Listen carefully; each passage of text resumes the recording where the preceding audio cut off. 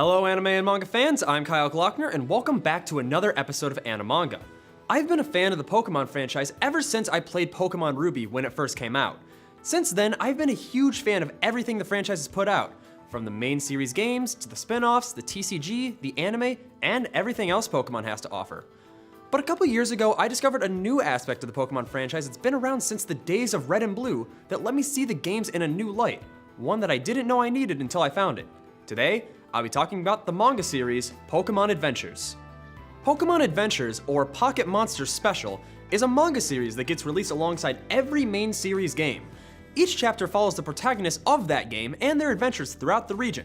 So the first chapter follows Red, Blue, and Green, while later chapters follow the adventures of Ruby, Sapphire, and Emerald, all the way up to the most recent games, Sun and Moon. They even make their own characters that weren't in the original games, such as Yellow and Emerald. What's really unique about Pokemon Adventures is that it doesn't tell the story you see in the anime, or even in the games for the most part. Adventures uses the events of the main series games as a guideline and adds its own twists and turns along the way. For example, in the Red and Blue chapters, certain gym leaders were actually members of Team Rocket, and Red gets an Eevee that can change between its 3 evolutions at will. I played the original games nearly 15 years ago, and reading this manga felt like a breath of fresh air to the stories I've known for so long.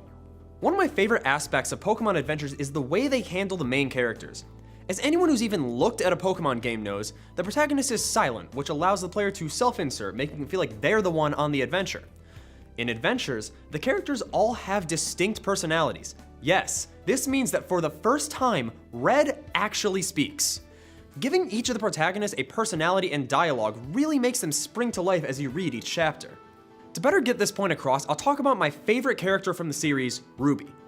Ruby is the male protagonist of the Ruby and Sapphire chapter and is competing with Sapphire to see who can get all 8 gym badges first before 80 days go by. When we first meet him, he is snobby and arrogant, making sure his Pokemon look pristine and ready for Pokemon contests, as his dream is to become a contest star.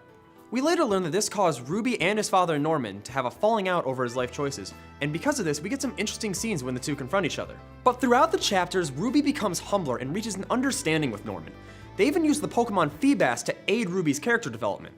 Feebas is seen as one of the ugliest Pokemon, and when Ruby initially finds one, he treats it cruelly without giving it so much as a passing thought.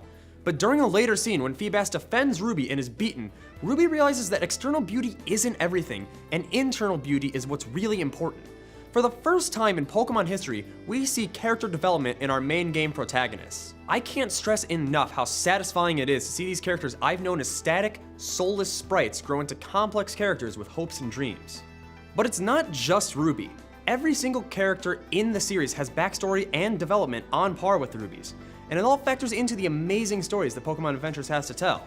Now, even if you haven't heard of Pokemon Adventures much until this video, you probably know a bit about it without really realizing it. Many people have heard about the Psyduck melting or the Arbok that gets cut in half. Yep, that's all from Pokemon Adventures. The story in Adventures is a lot more mature than that told in the games or in the anime. Characters get into legitimately perilous situations, and some characters even die at some points. Each chapter gives new life to the game it's based on and keeps me wanting more. It throws everything you knew about a game's story out the window and gives you something that's, in my opinion, much better. I mean, the 5th and 6th gen chapters hardly even follow the original Get the Badges narrative for their own plot, and I like it way more than the original. It offers an even more unique view on the Unova and Kalos region and their characters, which, in my opinion, was desperately needed. But speaking of the unique plot, now I'm going to talk about my favorite arcs of Pokemon Adventures, and those are the remake chapters. These are the Fire Red and Leaf Green chapters, the Heart Gold and Soul Silver chapters, and the Omega Ruby and Alpha Sapphire chapters. You might be wondering what these chapters are about if the originals were already written at the time of the original game's release. Well, in a move that Pokemon fans have wanted for years, rather than retelling the story of the original protagonists, the remake chapters continue their stories, integrating the new features introduced with the games. And the best part? We get to see the protagonists age. That's right. Pokemon actually acknowledges that people age when time passes, and as a result, we see Red, Blue, Green, and everyone else grow older as the chapters progress, to the point where Red and Green are around 18 during the Omega Ruby Alpha Sapphire chapter. Oh yeah, and did I mention that older protagonists show up in the newer chapters? This is pretty much limited to the first 3 generations of protagonists, but at the end of the Emerald chapter, we have Red, Blue, Green, Yellow, Gold, Silver, Crystal, Ruby, Sapphire, and Emerald all hanging out at the Battle Frontier. I can't even begin to describe how awesome it was to see Gold and Crystal show up in the Emerald chapter to help save the day, or when Red and Green showed up out of nowhere in the Omega Ruby Alpha Sapphire chapter. Going back to the protagonist for just a moment, something that I feel is important to point out is the importance of the Pokédex. As players of the games know, the Pokédex is given to you and your rivals when you start your journey and could be considered one of the most vital tools on your journey, cataloging and sorting all 800 plus Pokémon. But the games don't do a very good job of conveying the significance of the Pokédex in my opinion. I always just kinda took it for granted when I got it, and sometimes I never even touched it. In Pokemon Adventures, the Pokédex's importance is made much clearer than in the games. Each protagonist gets one, yes, but there is much more significance to receiving one in the manga than in the game. Rather than just being a tool used to categorize Pokemon, those who hold a Pokédex are special, earning a title befitting their style of raising Pokemon. For example, Red is known as the Fighter due to his unrivaled skill as a battler, while Diamond is known as the Empathizer due to his bond with the late Guardian Mesprit. These titles make the Pokédex and those who own one seem so much more significant than the games make them out to be, and really separates each protagonist from being just another trainer. Some of these titles are battle related, but some are more support based, such as Yellow's title as the Healer or Emerald's title as the Calmer. This brings so much diversity to the way characters use Pokemon and allows the story to take turns that would be impossible in the main games where battling is everything. Now you might be wondering, if Pokemon Adventures is so amazing, why haven't we gotten an anime about it yet? And unfortunately, there isn't really an answer to that question. There isn't really any word on if there will be an adaptation of the Pokemon Adventures manga, but I have a feeling one could be coming in the near future.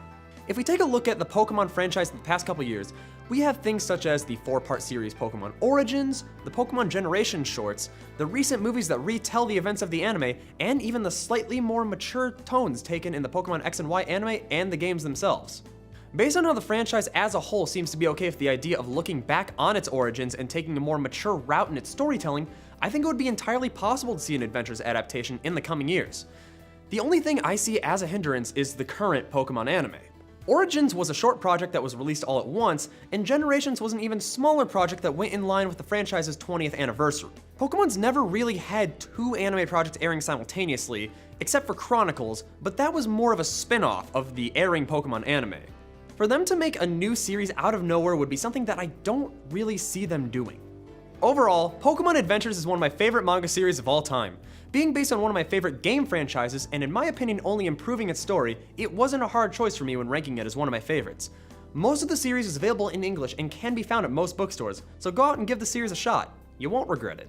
Pokemon Adventures has been running since March of 1997 and was written by Hidenori Kusaka and illustrated by Mato in volumes 1 through 9 and Satoshi Yamamoto from volumes 10 on.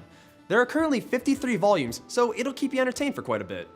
But that's all the time I have for today, so let me know what you think by tweeting me at ZTV Goofing Off with the hashtag Animanga. Until then, I'm Kyle Glockner, and this has been Animanga.